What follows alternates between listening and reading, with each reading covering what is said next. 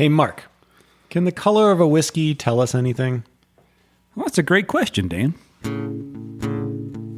Hey, this is Mark, still here with Dan Cavallari. We're back in the world headquarters, a.k.a. Dan's Garage. And it's a great question. Does the color of whiskey really tell us anything about said whiskey in the bottle?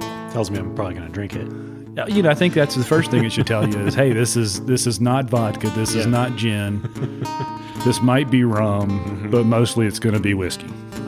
Before we even get started, last time we recorded, it was shameful how long we went on before And it was a time, it's a thing. Yeah. It's a bad thing going. Yeah, before we even poured anything. So let's do that. What are you going to open there? I got a Kentucky Owl confiscated. Nice. This is off of your shelf. And from a few podcasts back, it's that one's been sitting there with a sip left in it for 3 months. And here I am to sip it. Yeah. And you know what's funny is I've got a bottle of yours, Glenmorangie La Santa. This is a finished Highland Scotch whiskey, and it is 12 years old, aged in American oak bourbon cask, but then finished in sherry cask. But what's funny is pretty similar shade, not necessarily the color. No. But shade. So that confiscated is made up of, I think, between 4 or 5 year old and 13 or 14-year-old bourbons. Sure. Yeah. This is just a single malt Scotch. So that's what it is, but it's 12 years old. Part of that time spent in a sherry barrel. Yep. But similar colors. Yeah. The funny thing, too, is, this has such a light colored label, and that one has such a dark colored label. I wonder if that plays tricks on your eyes and makes that one look a little darker. I'll tell you what's playing tricks on me right now is the nose out of the bottle. They're good. God, this is one of you and I's favorites. Yes. We both like this one. I'm a big fan of La Santa. And the La Santa is a great one because I don't know what it's like where you all are, but La Santa seems to be one of those scotches that's just always kind of on sale. And so I don't think I've ever paid more than $35 for a bottle of that stuff. It's usually retail around 60, I think. I don't like you. I've never paid anywhere close to that, so I really don't know what retail is because I think the last bottle I bought was $29.99. Yeah. I don't think I've ever paid more than $35, and it's just it's such a great pour. It is, and of course, we were both off the Finnish whiskey kick for a while. We jumped back on. I don't know, a month ago, 2 months. I don't remember when. Yeah, a little while ago. In COVID terms, it was 37 years ago. Yeah, 37 COVID years ago. And so now all of a sudden, my mind's opened back up, and I pulled out that Bunnahabhain. That Bunnahabhain 12-year-old, which has got some sherry action going on. And it's different in Scotland because nothing starts in a new barrel. It's all used barrels. And so just because it was in a sherry barrel doesn't mean it's a finished whiskey. It could have just been its whole life in a sherry barrel. Right. But anyway, the colors are pretty similar in shade. Yeah, I mean, now I can see it in the glass. Not necessarily in color, but the shade's kind of similar. It's funny, too, because they both look different in the glass than they did in the bottle. I know. This one, the La Santa looks darker in the bottle. Yeah. But in the glass, the confiscated looks darker. Yeah, just slightly. I mean, they're both right. That sort of golden shade. Yeah. And you said you weren't a big fan of this one. No, I've been a tremendous. What little bit of Kentucky Owl I've had. So, I've had a couple bottles of the Batch 1 rye, a bottle of Batch 2, and Batch 8 of the bourbon, which was stupid expensive and not worth it, but delicious. That confiscated to me is just too dry. Yeah. The front end's dry, the finish is dry. The very center, every once in a while I get a little bit of sweetness, but the oak is very dominant, and it's not that lovely sweet oak you get a lot. It is a very dry oak finish. Yeah, I definitely get the oak on the very finish of the sip, but it does have a nice, I'm stupid like this, but I always talk about sort of that oily feel. Oh, it's got a good mouthfeel. Yeah, the mouthfeel's fantastic. Yeah, I mean, I don't dislike it at all. I think it's quite nice, but it is a lot of oak, and you're right. It's sort of like I'm oak. Look at me, I'm oak. Rather than like subtle. And I did share a little bit of that, but I didn't share all of it. And you just finished the bottle, so it wasn't like I hated it. Right. But I think retail was supposed to be $125. I paid $100 for that, and I see them now at $150, and I wouldn't even pay the $100 again for that. Yeesh, yeah, no, I don't think I would pay $100 for this. I mean, if it was like an $80. I'm gonna tell you, I haven't had La Santa in I guess it was the whiskey night we did where we did sherry malts, sort of malts. But we did the Lasanta, we did the Balvenie 12-year double wood, and we did Redbreast 12 Irish whiskey. That's been almost 2 years ago? At least, yeah. Yeah, I mean, this is delicious. I think that was the first night I had Glenmorangie Lasanta, actually. Yeah. So. Well, so back to the color. What does the color tell you? Well, it tells you different things, obviously. Some people might wonder, is there any I don't know, node or nod to quality based on whiskey? So in the American world for bourbon, it can be a bourbon as long as it's aged in a new charred oak container for some period of time. So basically you could fill a barrel up and drain it out the other end and call that bourbon. It wouldn't have any color. All the color of bourbon comes from the barrel. Yeah. Clear as water when it go. All spirits are clear as water when they go. Well, that's not true. All the spirits we drink are clear as water when they go in the barrel. Bourbon, though, isn't allowed to have colorings. All that color comes from the barrel, if it's going to be called bourbon. Straight bourbon puts some more rules around it. And there are some blended bourbons that can have who knows what in it. And I started with bourbon that way because rye, unless it says straight rye, if it just says rye whiskey, I think it's up to 2.5% of that volume can be not whiskey stuff. So neutral colorings and that kind of. Now straight rye got to be just that. So that's the color comes from the barrel along with a ton of the flavor. But it's funny, does it always mean the longer it's in the barrel, the darker it is? No. I mean, remember, the listeners didn't get to see it, but we talked about that 13-year-old barrel rye being so much lighter than a 10-year-old whistle pick store pick when we think that whiskey probably came from the same place. So it doesn't necessarily mean the climate matters a lot. The barrel itself matters a lot. Do they heat cycle that warehouse? Is it cold where they live? All those things matter. And then what I'm drinking, Scotch, the nicest Scotches, they're still allowed to use a neutral color. So they can use that caramel coloring, I think, as much as they want. I don't really know if there's a limit or not. Sure. And that's why when you look at Scotch bottles, you'll see them proudly say natural color. If they didn't color it. And I think, when I first started drinking whiskey on the regular, I mean, I don't even know if it was ever told to me this way or if I just assumed that darker was better. And that's not necessarily the case. I don't think that's true. I think that bourbons and rye, American whiskey in general, because it starts in that new container, the char imparts color. Certainly the longer it sits in that barrel imparts color from the wood itself. But most of that whiskey is being produced in the Deep South. It gets hot in Kentucky, relatively cold in the winter. And that difference is what pulls the whiskey in and out of the wood a lot to pick up even more color. And again, not to keep harping on it, but if you look at a Scotch or an Irish whiskey or even Japanese whiskeys, they start off in used barrels, so it takes longer for them to pick up the color. And so if you do have that mistaken belief that darker's better, you may be disappointed in things like a Scotch. Because if it's natural color, it could be 10 or 12 or 15 years old and still be a light straw color. So taste it. That's always the number one thing. And to be fair, a lot of my favorite Scotches are very, like you said, the straw color.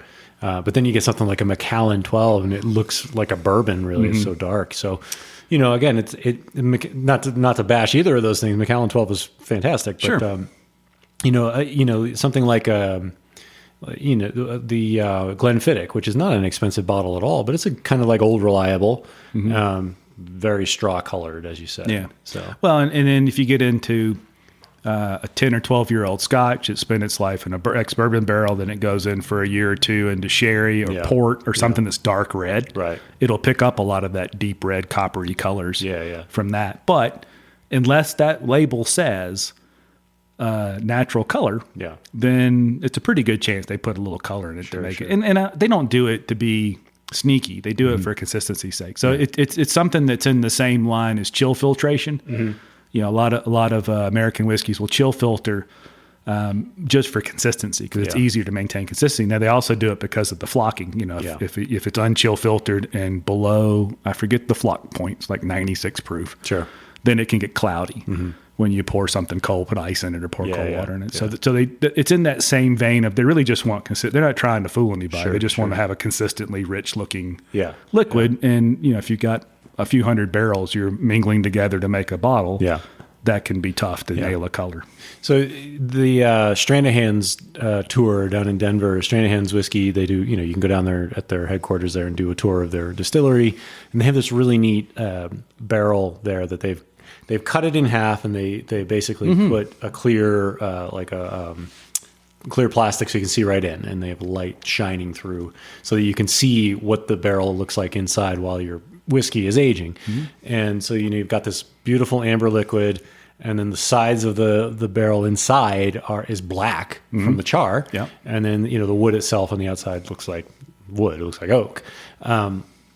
So I guess my question mark is, what part of that imparts the color? Is it the char or is it the wood itself? Because as you said, the liquid itself is going into the wood and then coming out of the wood over and over again. It's the wood. Yeah. Yeah. There has got to be a little bit of that from the char. But remember, that char is, I don't know how thick. You can see it in that barrel. It's probably just 2 or 3 millimeters thick at best. Yeah. So it's going to impart some color. I suspect if you filled that barrel up, like I said earlier, then immediately drained it, it'd be a little bit of color. Kind of like when you change the filter on the refrigerator for the water, and the first few that come out are kind of gray. Yeah, sure. It'd probably be like that. Yeah. But I think that color influence is pretty quick and finite. The rest of that color comes from the compounds in the wood. And in that barrel, that's a good thing to bring up too. There's a thing called the soak point, or the soak, I forget it. But if you look at a barrel, take a barrel stave, cut it in half. Yeah. And look, there'll be a line, soak line, since it's a line. Soak line. I remember. So that'll tell you how far the whiskey got into the wood. Yeah. And those barrel staves are anywhere from, 3/4 to an inch thick. And when you see that soak line, keep talking. I'm going to grab a stave. I have some. There you go. Look at that. But it's pretty far in there. Yeah. So let's see. All right. So this isn't. Let me get back to my mic here. This isn't a fair comparison because this was actually a beer barrel. But there is a soak line. I can see it from here. So there's no char. Right. But you can see the soak line. Is it, what you said, like 2 to 3 millimeters? Yeah. Now, so that's probably 5/4. That's probably 1.25 inches thick or more. Yeah. It's. I can measure. So if you took a whiskey barrel like that, and let's just, for argument's sake, call it 5 years old, it'll be a third of the way through that. Yeah. And you get a 10 or 12-year-old barrel, it'll be halfway through that wood. Sure. Like I said, this was a beer barrel. Probably didn't stay long. Didn't stay long, and there's no char or something like that. But and that's where it gets the color from, is from the compounds in the wood. Sure.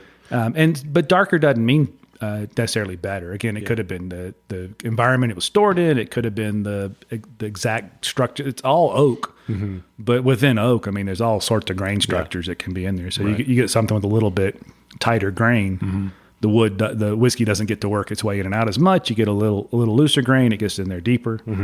There's a whole lot that goes into that piece of the equation. Stir my Kentucky Owl with this stave. Yeah, it doesn't need any more oak. So we had one of our competitors. We'll call him Schmerben Schmersuit. He I think that's pretty nice of you to say competitor. Yeah. I'm thinking, thinking big. If I don't think I'm awesome, hey, who's gonna? I like your style. He posted a video the other day, and it was basically just a barrel being dumped, and I guess he was doing a barrel pick, but it was charcoal filtration. I saw that. Yeah. Which I thought was cool. I'd never actually seen that done in person, and so it was really neat to see that. But it got me thinking about the other things that can have an effect on the color. I imagine with something like that, it's not spending enough time in that charcoal. That passes right through. There's no color. And that's actually what got me thinking about the char inside the barrel, whether that imparted any color or not. And it seems like it would, but you think again, it's like it's the majority of what's coloring that whiskey is the wood itself, which makes sense. The char, I would imagine, imparts some flavor and definitely probably makes it more porous so that the wood, the bourbon can travel into the wood more easily. Yeah, and it's funny how quickly they char those barrels. I think a 50-second char is a lot. Those number 4 alligator chars are just under a minute, I think. Yeah. You can see cool videos of this being done on YouTube. Oh, it's just incredibly cool. And then if you think about something like Old Forester 1910, that it's a toasted barrel finish, but they toast that barrel and they flash char it, and they will char that barrel to within an inch of its life because they know it doesn't have to hold whiskey for too long. Right, right. If they left whiskey in that for 5 more years, it'd be sprouting out all over the place because they char it to death. Yeah. But yeah, it's cool. But it's the wood. It's the wood for sure. Yeah. And then it's, of course, in Scotland, or at least outside the U.S., it could also be color. Some caramel colorings that they put in there, which shouldn't taste like anything. Yeah. So tell me about that, because that's interesting to me. With Scotch, like, Scotch is so steeped in tradition, and yet here they are adding colors. I mean, what is that? Is it like just your typical food coloring? I mean, what's going in there? No, it's a neutral coloring, so it doesn't taste like anything. Yeah. So they say. I do remember that, I forget which podcast, but somebody just took a bunch of that coloring and drank it. Yeah. It tastes like something when you do that. When you do that. Yeah. I think absent anything else in your mouth, it tastes like something. It didn't taste good to that person. I bet. But yeah, I think they do that for consistency. They do it because, again, it used barrels that can stay in there. If you have a 4 or 5 year old Scotch without any coloring in it, it doesn't have a lot of color at all. And there is a perception, just like you mentioned, there is a perception that darker is important. Yeah, yeah. And certainly I think there's a curve where the longer it sits in the barrel, it's going to get darker. The rate at which it does that is drastically different for all the reasons we've already mentioned. But you can't necessarily see quality that way in color. I'm gonna keep asking you questions that I have no idea if you know the answer to. Great. Well, if I wanted to know the answers, we'd plan these better. Yeah, right. Is the way they char a barrel for bourbon different than the way they char a barrel for Scotch? I mean, again, we talked about not imparting color, but the process itself could have a lot to do with how much of that bourbon actually does soak into the wood. Yeah. So I don't think most distillers, when they get that used barrel, re-char it. They certainly could. And I think the reason back in before they charred barrels, the reason they did was that was a main storage container for all sorts of things. So if you were about to store a batch of pickles in a barrel that previously held fish, well, that tasted weird. Yeah. And so they would burn the barrel to get that taste out of it. Oh, cool. So I think that's how that started. But they don't reburn the barrels for Scotch. I've heard some do that for sanitation sake. Okay. But I don't think that's the general practice. They certainly don't have to. Sure. So the charring process in the States, you hear it all the time. It's a number 3 or number 4. Yeah. It's said so many times it's as bad as the 51% corn. Yeah, right. We get it. It's charred. Good. Or number 4, alligator char. Yeah. But there isn't, at least the ones you hear talking about, distillers, there's not this huge range. It's not like they have this 65 different char levels. Yeah, right. It's a pretty solid range. And basically they're just trying to impart that few millimeters of char to filter as the whiskey comes in and out of the wood, to impart some flavor, probably to give it a little bit of color, but I don't think a whole lot. And that's that process. So I think it's up to the distiller how they decide to char that, or maybe even the cooper. Yeah. They might make recommendations based on the type of wood or the type of whiskey you're going to put in it. So the other thing that always baffled me, I mean, let's stick to just whiskey. I mean, there's a lot of things that baffle me. But in the whiskey world, my assumption, before I kind of became more familiar with whiskey in general, was that the longer time it's spent in the barrel, the darker it was going to be. And I guess that false equivalence is basically just like, the more time you have to be exposed to that wood, the darker it's going to get. Well, but I think that is true, though. So like I said a minute ago, it is true that the longer it stays, the darker it will get. But the rate at which it gets dark is not constant. Right. And so you could take 2 whiskeys, the exact same whiskeys, part of the same run, and coming out of the still at one time. You could put some of that whiskey in one barrel, put some of that whiskey in another barrel, put those whiskeys in different parts of or even different warehouses. Yeah, right. Heat cycle one, don't heat cycle the other. 5 years, 6 years, 8 years from now, they will not be the same color. And again, that gets back to why the Scotch distillers like a little bit of action with the color. It's why the older distillers don't really care for the small batch thing. Sure. They want a bunch of barrels to even that coloring out because they can't add color. And so the only way they can get to a consistent color in the bottle, which matters on the shelf, because our parents' generation, typically if they were whiskey drinkers, they had a brand. Yeah, sure. And that was their brand. My dad drank Henry McKenna Sour Mash Bourbon. He did not drink anything else unless he couldn't get that, and then he'd have some Jack Daniels. Yeah. So it mattered that whiskey was the same color. Sure. So when he put them on the shelf next to each other, they matched. Yeah. And he didn't think, what's up with my whiskey? Well, the only way bourbon distillers have to control that is batching. So they take 2 or 3 or 4 or 500 barrels, put those together, they'll pretty much always be the same color. If you only take 50 barrels and do a super, super small batch run, it's not going to be the same color every time. Sure. But I mean, and also dark is kind of relative. I mean, and I think there's to me anyway, and I could be wrong here, but in my experience, there seems to be a different kind of dark for Scotch than there is for bourbon.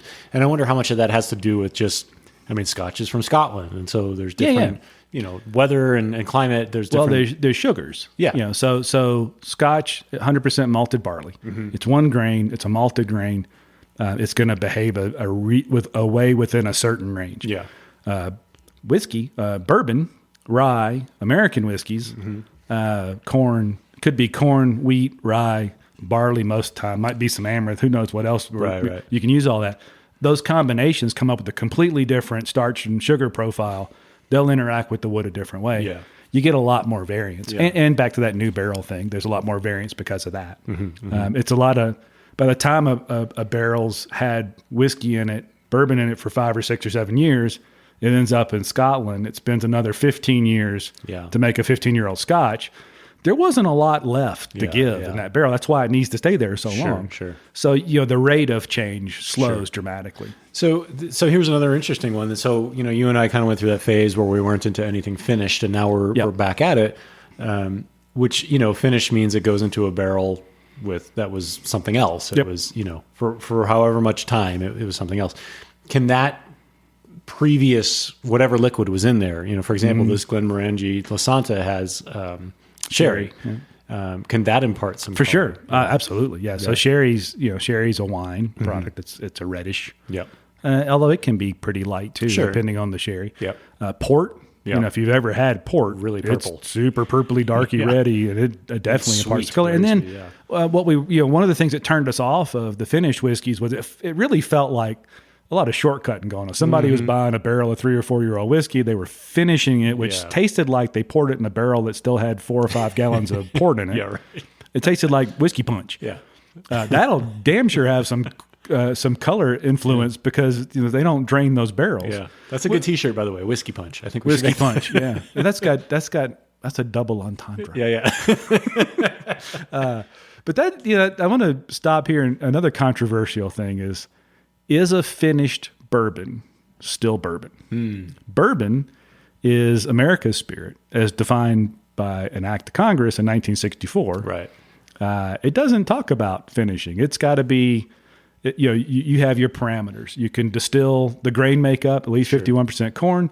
It's got to come off the still no higher than 160 proof. It's got to go into the barrel no higher than 125 now. It was 110, I think, or 107 back then. And then it can have no additives. You get the grain, you get the water, there's some yeast in there. Sure. Whatever color is imparted by the barrel, that's it. So that's the definition. Sure. If I then take that completely matured bourbon and put it into a sherry cask and release that as a sherry finished bourbon or a rum finished bourbon, is it really bourbon? Sure. Now, you're going to bring out the English nerd in me. I have an English degree, which means I like to talk about semantics. And, behind you is one of my favorite possessions that is such a jerk is my motorcycle. Yes, And I can smell it. Yeah. Not as bad as last week. It's always leaking gas. Yeah. But not nearly as bad. Thank you for slowing that down. No problem. It just ran out, didn't it? Well, I tried to fill this place up with fumes, but I couldn't get it started. I'm sorry. Go ahead. English nerd. Well, so the way I see it is you have your definition of bourbon, right? The same way you have your definition of motorcycle, right? Two wheels, motorcycle. So to me, the finish on that bourbon is something you change or sort of add extra to. To me, it's the same thing as like, okay, I'm going to take this motorcycle behind you and I'm going to change the handlebars out, right?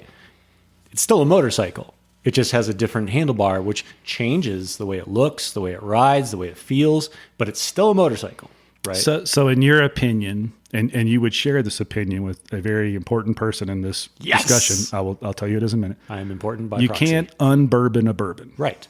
Yes. So that's Angel's Envy.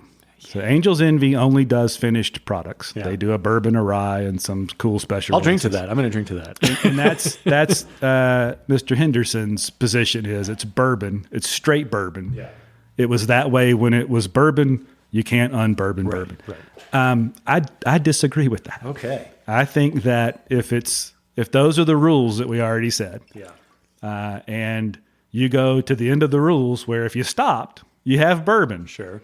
But if you keep going and pour that whiskey into some other container and soak it around for some period of time, it's no longer straight bourbon. Well, what if it becomes super bourbon? It could. Well, and that when I say that, it doesn't mean it's not good, right? It doesn't mean it's not tasty. It doesn't mean we shouldn't drink it. It's just something to else me, it just isn't. It isn't straight bourbon anymore. Yeah. It is now something different. And the TTB actually has definitions for that. You can go read the definitions for everything. They don't call it finished bourbon. I forget what they call it, but they have I don't know, maybe it is finished. I just don't remember. Yeah. But there is a classification for Sure. this was produced this way. Yeah. And then this was done to it. And now it's this thing. So you're additive. You're like math guy. You're like X plus Y equals Z. Yes. Whereas I'm like, this is a sentence, but it's still a sentence if you add an adverb. Yep. You know? And it's still whiskey. Yeah. It just isn't. It's a different. It just isn't straight bourbon anymore. In my mind.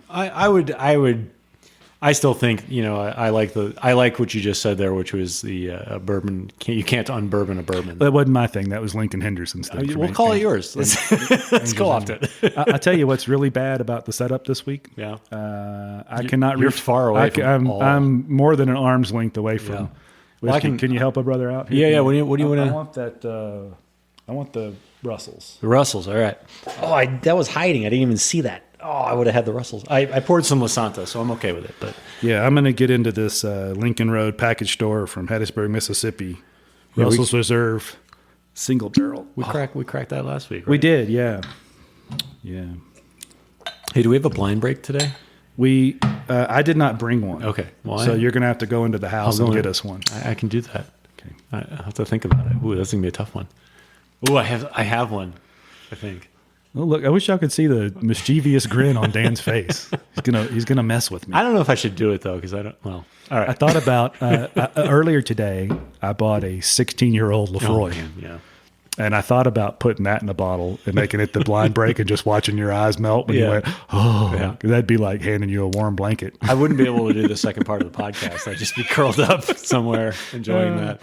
But we'll do that. We'll drink that soon. But as we know, my wife really likes peated Scotch, as I do, and Lefroy's one of her favorites too. So I didn't want to, because that did not impact my whiskey budget. Yeah, that's a her thing. Whoa, you got a freebie. Well, I got a lot of those because she likes good whiskey. We should do a peaty Scotch episode. Yeah, for sure. Mostly because I want to drink peaty Scotch. Yeah.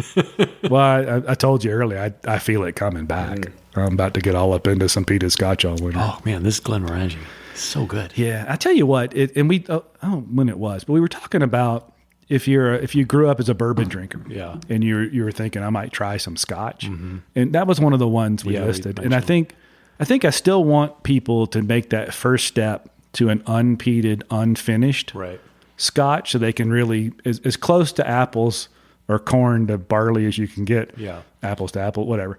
That's as close as you can get. So something like the Glenmorangie Original, that's going to be pretty close. Not adulterated with peat or anything or finishes.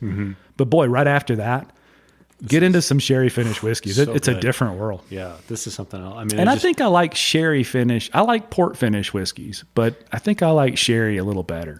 I struggle with port. It's a little too sweet for me. Yeah, and I feel like that it really asserts itself in port finished scotches in particular, or whiskeys, I should say, in general. It's just too sweet to me. But sherry's like a symphony. It's just so smooth and just There's cool names too, because there's Pedro Jimenez is one of the most famous sherry makers in Spain. Yeah. So when you get and they do a PX, they'll call that a PX cast for Pedro Jimenez. Yeah. He's famous, and that's kind of cool. Yeah. And then the hogshead, the hogshead barrels are gigantic. Yeah. They're just like 500 liters of just gigantic barrels. Yep. They're pretty kind of cool. I've seen one of those in person. Yeah. It's huge. And I think, now that I think about it, I'm sure they do burn, or toast or char more of those barrels just to kind of get things dried out. To get if the they funk have to. out of there. Yeah. I'd like to know more about that. We should go to Scotland. I think that's a great idea. Let's book tickets. You could probably get them for $50 a piece right now. Yeah, it wouldn't be. Could we get back? Actually, I don't think they'll let us into They those won't countries. let us into the country, but we can maybe see it from the airport, and I don't know, before they send us back. So you just cracked the Russells. I did. I took it. Oh, it's delicious. Yeah. When I was nosing it, it's just oranges and cinnamon. But let's just buy the tickets. And then we can go into the duty-free store. Oh, yeah. And pick up some stuff we couldn't buy otherwise. Well, okay, so I'm a frequent traveler for my day job, often to Europe. And I got stuck in London Heathrow for, I don't know, 7 or 8 hours one time on my way back to the U.S. This is about a year and a half ago. And I said, well, this seems like a good opportunity to go buy some scotch. It really wasn't. I went to all the duty frees, and it's still really expensive, and it's all the same stuff you can get here. Yeah, well, first of all, I wish everybody could taste that Russell's Reserve single barrel bourbon. It is delicious. Go out and buy some. And as far as the ethos of the practical still, it is the pinnacle, because any store in the country right now has got at least the standard issue single barrel sitting on a shelf for $50 or $60. Yeah. If you're passing that by, you're nuts. Yeah. But back to the duty free thing. Some of the brands will use that as a dumping ground. Sure. For things that just don't fit other releases, things they just need to get moved. So sometimes you get kind of hosed on those releases, but then other times I've been dying to try the Jack Daniel's bottled and bond whiskey. Sure. Only comes in a liter, only sold in duty free shops. Right. I can't get one. Oh. Would love to. Well, I'll put it on my list for next time when I can travel. Thank you. Yeah. One of my favorite Lafroigs, I think it was Cardenas. At the time, we couldn't get it here, but it was a Pedro Jimenez sherry finished Lafroig. Delicious. Yeah. A friend of mine at work was traveling and brought one back. Yeah. And he was stingy with it. At first, I think I got an ounce or two out of that stingy bastard. Yeah. I love him though. He's a good guy. Just needs to he needs to do a Dan pour. That's what Well, it was early. He did not.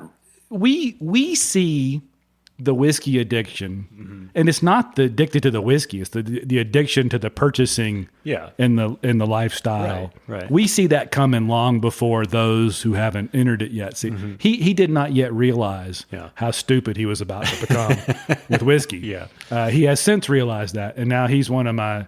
Melissa used to joke that between you and him, I buy more whiskey sitting on the sofa than, hey, I'm here. I get a text message. I'll take 2 of those. Yeah. He was one. Brian was one of those. Yeah. So, but he loosened up. Yeah. Good. Yeah. It's funny. The duty free thing to me, I walk by those displays frequently. Yeah. And, I keep my eye out for things that I know and things that I'd like to try. But yeah, I mean, I think it's just like anything else when you're hunting. It's like, you got to get lucky. And you got to spend a lot of time in airports and duty-free shops and to spot something that's not the same.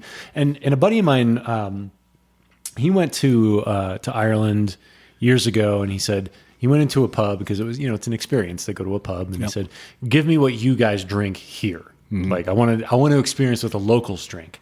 And the guy poured him a Guinness. And it's in a lot of ways, America is a little bit spoiled because we do get a lot of that stuff. Yeah. Although I think a Guinness from the tap in a pub in Ireland, it's a different experience. A bit different than what we'd pour here. Different experience for sure. I thought you were going to say they mess with it. It was like getting some, something out of the sink. It's a Bud Light. Just whatever. This is what we really like here, yeah. just to mess with him. They might have. I don't know. I mean, maybe it wasn't a Guinness for all I know. Yeah, but I don't know. Who knows? But yeah, I think we do get a little bit lucky here to have that selection. That's true. Yeah, I think that is true. And if you think about Scotland in particular, there's so many distilleries, and it's still... I think the average consumer is probably different now just because of whiskey's popularity, but over time, there's a brewery in your part of the world, in your village, in your city. There's a distillery. You grow up eating and drinking in your area, right? And that's a little different. I mean, I think America was that way 50 years ago, but we've urbanized so bad now that it's large distilleries. But because of that, because we're such a big market, you're right. We get things that somebody in Scotland may never have tasted something just because it gets all distilled and sent off different places. And most of the single malt Scotch goes into blended whiskeys. So it's only been in the last 10 or 15 years that single malt Scotch has gotten popular enough that they're siphoning off more of that production to satisfy whiskey geeks and aficionados. So it's definitely different. All right. So how about a blind break? I think that's a fantastic idea. And this week it's my turn. You've surprised me with something. Yeah, for the first time. For the record, I'm 1 for 2. I'm in at 1.5 for 2. 1.5 for 2. You take all the rope you need. Yeah. So I poured something for Mark. He's sniffing it. Let's see what you got. Light. Yeah. Oak. Mm-hmm. It's young. Good. I don't know. I think I need a few minutes. Is it a bourbon, a rye, a scotch? What are we drinking? I'm not giving it to you yet. Oh, okay. All right. Well, let's take a All break. right. Let's take a break. We'll do the blind break. I'll sniff on this for a minute. We'll be right back. As a whiskey aficionado, you're likely drawn to intricacies and experiences that others miss. The Acadian offers everyday carry products from their workshop on the coast of Maine. From handcrafted pins to finely stitched leather products and more, priding themselves on crafting high-quality products with a Maine flair. You could use any pen and paper, but doesn't sipping your best-loved bottles while making tasting notes with a pen built for top-shelf reflection in a notebook covered by handcrafted leather sound so much more inviting? Of course it does. Visit theacadian.me today and use promo code STILL15 to get 15% off our favorite fine writing instruments, journals, and more. And don't forget to take care of your whiskey glasses with a set of the York's leather coasters. Come on, we're not animals. All right, we're back. I've been sniffing and not tasted yet. I've been trying to. Mostly, I'm just messing with Dan because he really wants me to get this wrong. He already knows what it is. I do not. No. Well, all right. He's taking a sip. Let's see what he got. Is it? Ooh, he doesn't like it. Which is not. There's nothing to like. Oh boy. Okay. There's not much there. So you think it's young? It does taste young. How young are we talking? Like under 4. Under 4. Wow. Okay. While you're doing so that, is it? Wait, a little cinnamon kicked in. I don't know if that's left over from the Russell's. That Russell's finish is so amazing. It will transcend other things. Yeah. You have had this before, by the way. And I know I have. I have tasted this before, and that's where I'm going. Yeah. And I can't remember the name of it though. It'll come. Was it the Colhegan? Colkegan? Colkegan? No, that's got a real mesquite flavor to it. If you remember, that's that New Mexico. They're out of Santa Fe. It's just all mesquite. So if that you're getting that, that's not what it is. But you've had. It's not the New Riff Rye, is it? No, but I'm stumped. You're close. It must be a New Riff product. No. You're not that close. All right. I think we know I don't like stumbling along. Yeah. All right. I don't know what it is. All right. What is it? Well, it is a rye. Okay. It is 6 years old. It is a Whistle Pig piggyback rye. See, I didn't even taste any of the that malted rye we tasted the first time. Mm-hmm. I don't like it. Yeah. And I know the first time you had it, you were like, yeah, it's okay. So now I know the truth. Yeah. Well, that's what blind tasting does. Yeah. I saved this one, honestly, because I drank through that bottle, and it was one of those bottles where I was like, it is okay, but it's not my favorite. Ryes I struggle with because I love Pikesville so much. I still don't pick this as a rye. Yeah. I mean, I guess the New Riff rye just because I didn't like it, and I didn't like this. So. I mean, to me, this doesn't taste very rye-like. No. But, yeah. But I don't taste that malted rye, which is a flavor that usually... So actually, I'm kind of encouraged because I hate to not like a flavor in whiskey. Yeah, I just never have liked that malt. I didn't pick that up at all here. I don't know if the back-to-back with something that's just thick with flavor mattered, but yeah, that's not me. Yeah. And we've talked about this before. We've had some pretty fantastic Whistle Pig products. This is not our favorite. Sure, but I mean, they just all come from different places. Yeah. You know, there's Canadian distilled rye, there's MGP distilled rye, there is mixtures of the same, there is farm stock, which is their own distillate coming from Vermont. Mm-hmm. But yeah, this is, it's not as if it's bad. No. There's just not a lot of flavor to it. The nose, even empty, which is kind of cool. If y'all don't do this, if you're like Dan and I, and there's just whiskey glasses strewn about with dry, when it dries out, smell of it. Yeah. The flavors are different than when you're drinking it. Yeah. Even when it's just an empty glass, Right. but leave it till the next morning and smell it. You'll smell a whole bunch of different things. Yeah, Yeah, I don't care for that. Yeah.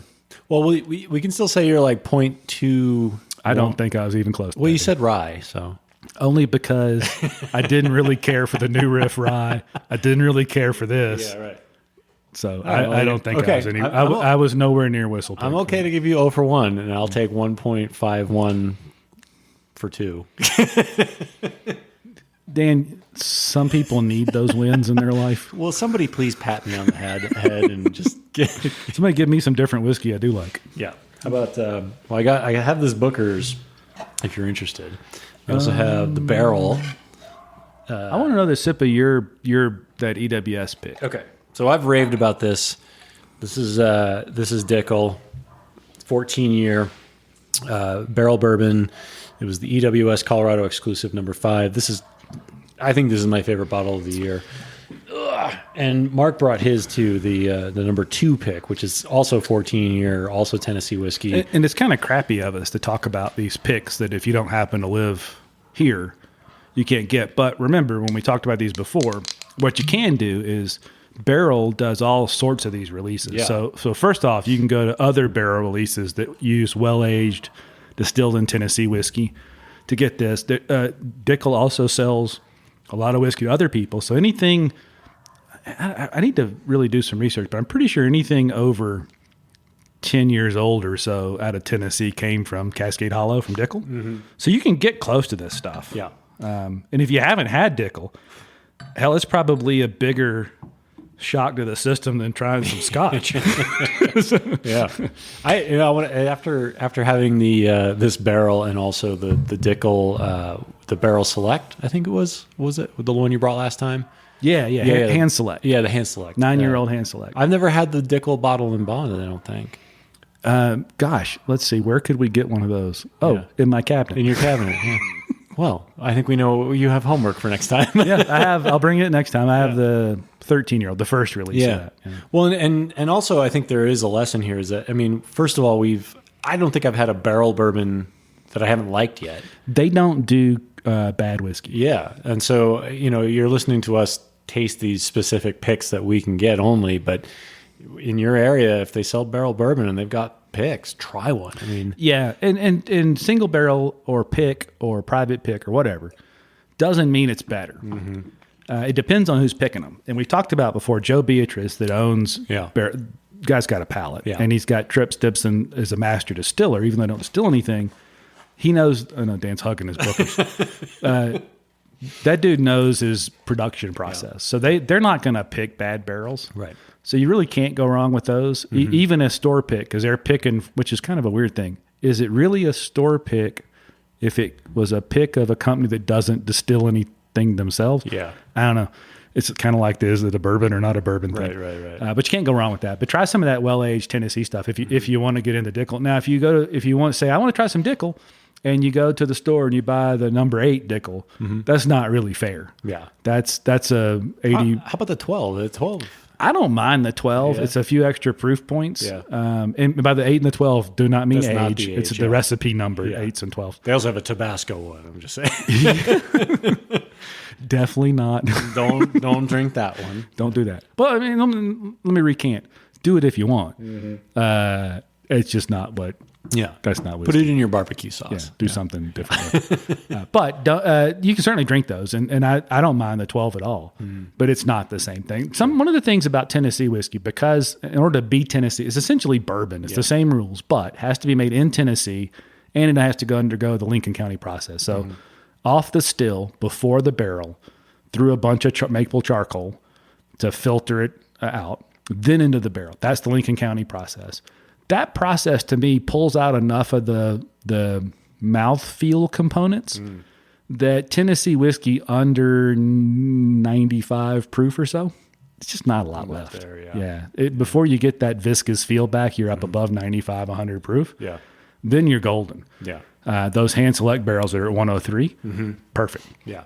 These barrels are unfiltered. So the filtered part that they're talking about when you say unfiltered is the video you saw where they dumped the barrel into the charcoal. That's charcoal filtering. Right. If they had chilled it before, that'd be chill filtration. Yeah. If there's no charcoal down there, that's Booker's. That's unfiltered. They're just pouring it out and going, look, there's a big chunk of char. Pull that out. And I grab the little chunk of char. I'll chew on that, man. Oh, it's good stuff. I don't know where we were going with that. So I want to go back to color. I do too, and I have a question. So we just went down to my local shop, Spirits One and Provisions, and we picked up one of their barrel picks and it's a barrel whiskey. And it's a private release. It's the Kentucky whiskey finished in pear brandy cask, 117 proof. This is for our whiskey group that we have, and hopefully we actually get to open this soon. Where a very tiny number of people Yeah. from a very tiny number of families sit really far apart and yell at each other about how good the whiskey is. Yeah, it's scattered about my backyard. Yeah. But this has that sort of straw color to it. It does, yeah. Yeah, and Now, what word? Let's go back to that. What word is missing from that label? straight. No. Well, that may be, but the one I'm looking starts with a B. Oh, Does it say bourbon anywhere? no. It does not. No. Now, And now notice they said barrel whiskey, not barrel bourbon. yep. So I don't know the ration, but there's barrel bourbon, there's barrel craft spirits, there's barrel whiskey. There's all sorts of barrel things. There's But barrel select or something. There's one other one too, isn't there? yeah, I think that one, the 15-year-old Yeah. is their own select, kind of like their private, whatever. Anyway, so the moral of the story is that's Kentucky whiskey. Mm-hmm. Maybe it's not whiskey made up of at least 51% corn, or maybe Joe Beatrice agrees with me that he's finished that in a pear brandy barrel. It is no longer bourbon. Yeah. It is certainly whiskey. It certainly might have been bourbon. Now it's a finished whiskey. Right, sure. I really can't wait to taste it. It's got dogs on the front too. Yeah, stickers. That's another You're thing. not into that, I know. I'm not. So stickers and bottle wax are kind of the same, and that's not a popular. I've always been more of a practical person. I just don't. It's function over form. Sure. Now that is a really cute Chihuahua. Yeah. And a very serious looking cat that probably beats up on that poor Chihuahua. Probably. And it's cute. But And look, the last one we bought from your store, from Casey at Spirits Wine in Arvada, that Blue Note. I had a funny one. That's a funny one. Yeah. What if it was Morpheus? From What if I told you Matrix, this didn't taste like Dickel? Yeah, yeah. It's a 10-year-old Tennessee whiskey. I'm dying to taste it because are they messing with us? Yeah, Because right. it is Dickel? Yeah. Or is it something else? Right. Well, it's my fault you haven't tasted it yet because I'm supposed to do the open the bottle. I've been slacking. Yeah, let's not. If you guys want to motivate Dan, You really, please do motivate Dan. he's at Brown Tie Dan. Just any place you can at Brown Tie Dan. Yeah. Ask him to do a video. I'm ready. I have everything I need except a good backdrop. So it's going to be like weed What do whackers you need and but stacks motivation? of wood. Yeah. And the motivation. Yeah. It's just too easy to just start drinking. Well, look, I like doing those little videos. I can tell you, I used when I first started doing them, I'd pour some whiskey, I'd do my thing, I'd finish the video. There'd still be whiskey in the glass. I'd set it aside. Yeah. I'd get a new glass. Oh, man. I could do 3 or 4 videos, no problem. Yeah. At some point along the way, Yeah. instead of just keeping those glasses and Melissa and I would drink them throughout the night, Yeah. I just started like, all right, there's some whiskey them back. left, pound that back, start thinking. About 4 videos is all I can do these Yeah. days. I think the after the video it would be very entertaining. The outtakes? Yeah. I don't think so. We have to maintain some decorum, and that yeah. means we have to not record it because there's no decorum Right. at some point. Color. I wanted to mention, I think the darkest whiskey I've yet to see in a clear bottle are these 2 single barrel that we've talked about for months now, these EWS, these Dickel picks. That is some seriously ebony, super dark whiskey. It's really beautiful. I mean, And that's 14. Yours is 14? they're both 14 year. 14 years old. Mine's a little higher in proof. Cascade Hollow. Super hot environment. Yeah. Reasonably cool in the winter. That's dark. Yeah. And it says bourbon on the label, so it shouldn't have any. I mean, I'm looking any at that. coloring. So you got a bottle of rare breed rye over there I do, yeah. from Wild Turkey. That also looks pretty dark, but not quite. You like as how dark Dan as did this. that? You got that unopened bottle of Wild Turkey rare breed Yeah, rye rare breed's just sitting there. that neither one of us have I'm tasted drunk. yet. I don't know what you're talking about. I would never insinuate that you should crack that open now. Well, I've had a sip of that number 5 EWS. I'm telling you, I think it's a lot like peated Scotch. You'll taste Dickel You you'll like it or you won't. I do think some people can come around to the Dickel profile where nobody comes around to the peated Scotch profile. But give it a shot because it is different. Yeah. And you won't find anything else that remotely shares that. It is. It's so unique. Yeah. And I will say this, the ladies in our group, not big Dickel fans. They, well, at least actually, one of them liked it, but your wife doesn't like it. Yeah. Melissa likes it okay. But actually, I don't.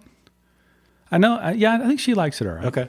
So, all right. So Melissa and I share whiskey and that I pour some whiskey. And I say, would you like anything? She says, oh, no, I'm good. And then I pour a little whiskey and she goes, what you got? Here, honey. That's what I do to my wife with wine. She'll pour a little wine. Oh, you want some? No, I'm good. Yeah. And I'll wait for her to pour it and then I'll drink it. Yeah. Well, in all fairness, we do that in both directions. But and I think it's not my fault that my pours have gotten heavier and heavier. I think it's probably my fault. Well, but you're part of it. But I know she's going to ask me for a sip. Yeah. And so you put a little extra. Yeah. And then she shames me. That's a pretty heavy pour you got there. Yeah. Well, I know you're gonna want some. I don't want any of it. Yeah. Well, then, it's a pretty heavy pour, but it's out now. Yeah. What else? I don't know. Color. I don't know. Color matters. Yeah. I don't think it. I think that's so. The blind break was interesting today, and I think that's another reason to taste whiskey blind. And if you're not doing that. Some people don't want to taste blind because they think they're better at that than they are. Yeah. The truth is, I don't know of anybody that can nail a whiskey. Now, it's pretty easy for me to taste Dickel. Yeah. It's pretty easy to taste a Weller product. Other than that, shot in the dark. You'll always know what you don't like. Well, you'll certainly know if you like it or you don't. Yeah. But and you may drink a whiskey for years and enjoy it, but you'd be shocked if you taste that same whiskey you've had 100 times blind that you don't recognize it. You don't think the same thing. So do that because that takes the color out of the equation. Yeah. There's a whole lot of things. We're complicated creatures. Yeah. Well, you know what else can take the color out of the equation is the bottle itself. That's true. So be careful. I mean, don't shop just by color. Yeah. Because you may not be actually seeing what you think you're seeing. Exactly. Yeah. Let's. Shall we open this? I think that's a fantastic idea. It was totally your idea. Don't as long as because as many people as listen to the podcast, even a half more listen to our videos. Yeah. So as long as they're okay with me having opened the bottle videos with bottles I've already opened, I think we open it. Yeah, I think that'd be fine. Yeah. You can pretend like you're opening cellophane and popping a cork for the first time if that'll make everybody feel better. Yeah, if you're a Caddyshack fan, the line where he's playing the piano and he's pressed the top back on the Perrier and they fall off. That's what I'll do in the video. Oh, look at that! Oh my gosh! Maybe if I just act like I'm peeling cellophane off, nobody will notice. I would think it would be comedic genius. I'm just saying, if you can really pull it off, comedic genius, or just messing with myself. All right, so you're about to crack open my favorite. This is my favorite topper, by the way. Yeah, nice top. Although Wild Turkey corks are notorious for breaking, and I think that's why they've gotten thicker in recent years. So this is the Wild Turkey Rare Breed, the barrel proof Kentucky Straight Rye whiskey. To go along with the Rare Breed bourbon. It's a relatively new release. It's the first time I've seen it. I ran across it today. As we discussed, I have run out of my budget. So I should not have purchased any whiskey. Now, I purchased the $130 16-year-old Lefroy. Yeah. Not because I wanted it. Yeah. Because my wife You were likes being it. magnanimous. I am being a good husband. Yes. This one, though, was all me. Yeah. And it would, on its face, appear to have violated my budget for 2020 because I already spent all that money. But there were loopholes. There were credits, not loopholes. Credits, sorry. Yes, I was due some credits. Yes. Post facto credits. Yes. So it's not really spending more. It's just spending again. I respent. This is respending. Yes. It's recycling. Really. Yes. Yeah. You're just being environmentally responsible. Yes. And so this batch, so this is a nice dark color. It's a very dark whiskey. Beautiful, yeah. Beautiful. It is number 4 char. So we talked about that. Yeah. So this is an extra char. I think they normally do the number 3 char, but I don't know because I think it's ridiculous that we spend so much time talking about the number 3 and number 4 char. Burned to crap. That's It is burnt. It is a burnt barrel. This is 112.2 proof. This is the barrel proof. Wild Turkey still goes in at 110 proof to the barrel. Sure. when they could go 125. That's more expensive. We talked about that before. I do know that they just released a Russell's 2003 release, which is the last of their whiskey that went in at 107. Ooh. Where can we get one? I do not know. I hope to find out.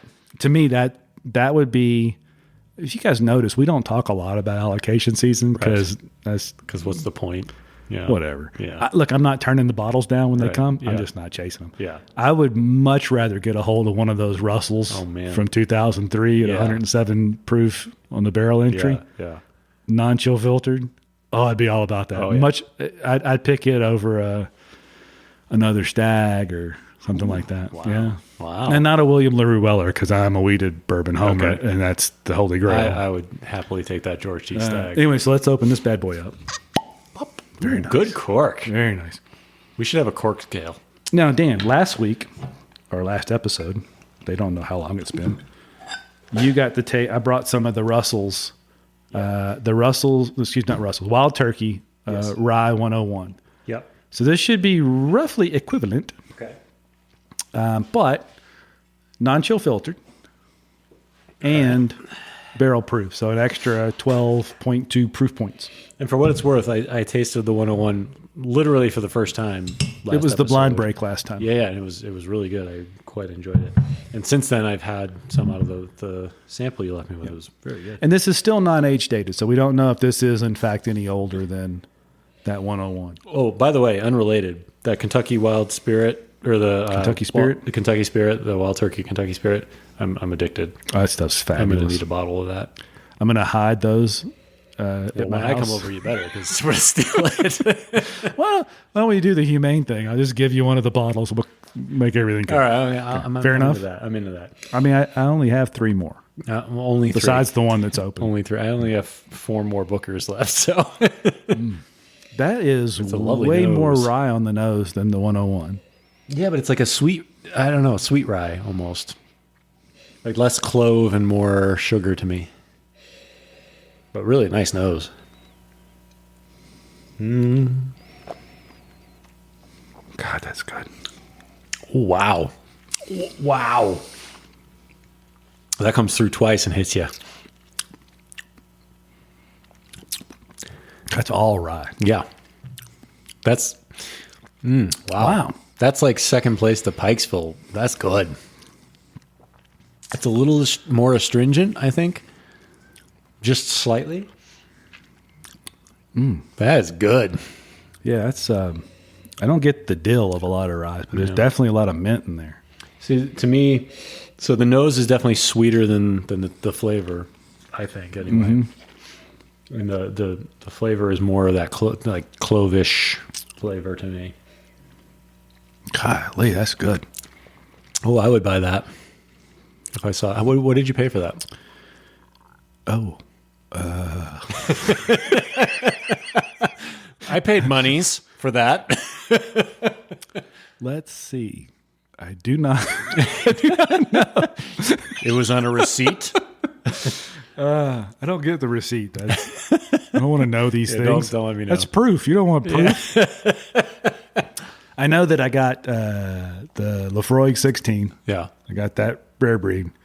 I got 2 8-ounce fillets wrapped in bacon. Okay. And a 6-pack of Avery Lager. Yeah, that's a lot. And it started with the 2. Whatever I paid. I can't do math. It started with the 2. Yeah. All right. So the rare breed, the normal rare breed, I just saw on the shelf at Spears for $45. So I don't know if that's around. I'm sorry. I'm sure it's close. Around that. Yeah. We'll look it up. So we've stumbled upon one of the character flaws I have, and that I. Although it's important, it's not as if I have endless money. One of one of the many flaws I have, and I do need to pay attention to the money I spend. It's not like I'm wealthy beyond belief. I tend to just buy things and not know. Sure. Well, but also it's November and it's almost December, which means it's almost January, and you're only if that was $45, $50, you're only $50 over your budget. That's let's good. just call it 50. Actually, you're zero over your budget because If I don't know what it costs, did it really count against my no, budget? not at all. And especially There you go. And if you leave it There you here, go. then it definitely doesn't count. Yeah, that's wrong. That doesn't track. I tried. I'll leave some of it here. I tried. This is really good. It is remarkably different than the 101. Mm-hmm. It is a more delicate pour. Mm-hmm. And I might blind say a little thin, but I think it's just delicate. I just think it's not as thick tasting as it's not. but it's not feel. It's a not. taste. The feel to me, like the mouthfeel, is similar. The taste, like I get a little bit of like a really dark peppermint, like almost gingerbread kind of taste. Gingerbread. Yeah, That's it. which I think is excellent. This is There's really a weird exceptional. little barrel char note just to pass it. Oh, that's really good. Yeah. Between this and the 101, I would say the 101 is okay. I want an affordable rye that's excellent. I'm going to get the 101. I want to get a little bit nicer and a little bit smoother and a little bit more complex. This is the one. Yeah, The I red breed. think I'm going to go on a limb and say this is at least a year or two older. Yeah. It definitely doesn't taste as young. You don't get those like grape kind of notes, That's fabulous. Yeah, that's quite good. I'll tell you what, I think one of the topics we'll have coming up is if the old desert island conversation. Yeah. If there was one brand, and we should be clear, Yeah. brand, not label, Ooh, that's tricky. not owned, so not a Constellation brand Yeah. or Diageo brand, Right. but Wild Turkey or Jim Beam. If you could only pick one, That'd be tough. and you could use all their products, Yeah. but that was it, where would you be? Oh man, that'd be tricky. Next time. What about Heaven Hill too? There you go. Oh, Next man. time on the Practical Still. I'm gonna have like a complex until next Yeah, episode. because could that be Heaven Hill? I mean, gosh, what a great variety you've got Right. there. You got Pikesville, you got all the bourbons, you got everything. Ooh, You got that's Bottle and tricky. Bond whiskeys, That's tricky. Jim Beam. Yeah. You got some $20 bottom shelf guys that are decent. You got some $200 signature craft bourbons. Right. You got Booker's. That might Well, I be don't a know. deal Do breaker. you? Let's see. Does it say Jim Beam anywhere on that Booker's bottle? That's a good question. I don't know. Because what's the brand? Is the brand Booker's or is the brand Jim Beam? Booker's is a separate brand. I might just go with. You're Booker's. stuck. What if I get sick of Booker's though? Like, if I Well, drink- that's in that. The, Oh wait, no, it does say it says James B. Beam Distilling Company, so I'm okay. Okay. Well, we can define that, but I think coming up next time on the Practical Still is I think that'd be a good one. what's your desert island Yeah, brand? I think that'd be a good one. Cool. This has been great. Yeah, thanks for coming down. So to, color and whiskey matters. Yeah. Probably not the way you might think early on, and you got to taste the whiskey. Yeah, Color's an indicator. It's not the end all be all. it's one characteristic. Yeah. Awesome. All right, Dan, thanks. it's been fun. Thanks. Yeah. Check us out on the all the socials. The Practical Still on Instagram and Facebook. Check out the YouTube channel. See the Open the Bottle and Back to the Bottle videos soon to show Dan. It will happen. Sure. That's a 2021 goal. Yeah. Anyway, anything else, Dan? New Year's Eve goal. Yeah, no, I think we covered it. Please do reach out to us on practicalstill.com, or you can reach us at the Practical Still on Instagram, or you can reach me and troll me at Brown Tie Dan on Instagram. Yeah. Cool. But otherwise, I think we nailed this That's podcast it. episode. Let's sip a little more, and then All right. we'll try again next week. All right. Thanks. Thank you. Cheers.